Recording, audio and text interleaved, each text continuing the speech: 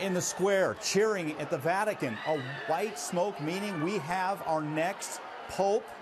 Now the process begins because all the behind the scenes has taken place. The next pope has accepted. The next pope has thought and clearly laid out his new name. So the white smoke is billowing from the chimney at the Vatican. We have our next pope. So again, we're going to get clarification here. We're waiting to see who that next pope is. One of the favorites, of course, the Archbishop of Milan, Angelo Scola. But we do not know. It could be somebody else. This was not a one where there was that clear-cut favorite. When Joseph Ratzinger, who became Pope Benedict, became pope, he was the clear-cut favorite. But this time, not so much. So we're still waiting to see who that is. But any moment now, we will be...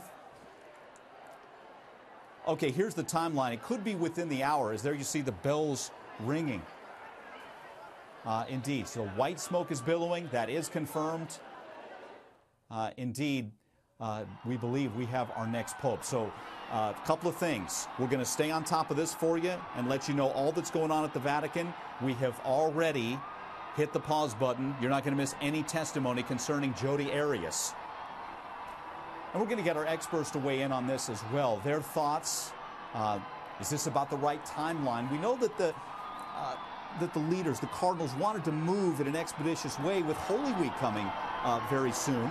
They want to have a pope in place by Palm Sunday, March 24th, and that indeed seems to be the case as you see the cheering. So let's welcome back Dr. Anthea Butler. She's a religion professor, University of Pennsylvania. Anthea, you with us? Is Anthea with us, guys? I'm here. Hey, Anthea. So, can you not hear me? Yeah, welcome back. Your thoughts here. Thanks. Yeah, is this about right? Is this about the right timeline that you thought? Well, yeah, this is the same time that Cardinal Ratzinger's vote was. It was the fifth vote, and I called the fifth vote yesterday on Twitter, so I don't know who's going to pay up, but somebody needs to. Do you have any thoughts? You and I talked yesterday that it's potentially Angelo Scola, the Archbishop of Milan. Do you think it's him, or what are your thoughts? If it's him, because it's it's been the fifth vote, so that means there's been some kind of consensus. But we won't know until they come out and say how about us pop them. So it could be anybody. You can hear the beeping right now on my phone. My phone's going berserk. So yeah, I'm very anxious to see this, and I figured it might be now because it took a little while longer. Okay, and some of the things we did not get to see, just to let you in on as we watch some of the scenes there from the Vatican.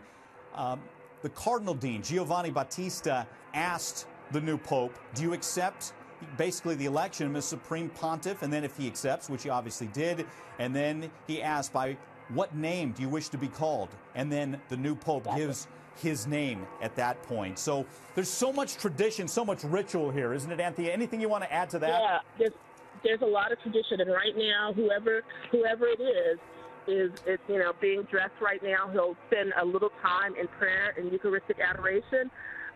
Meanwhile, the Camerlengo will come out on the balcony and say we have a pope in Latin, and that name will be announced, and you'll need to listen for the name because that name is going to be announced as a Latin name.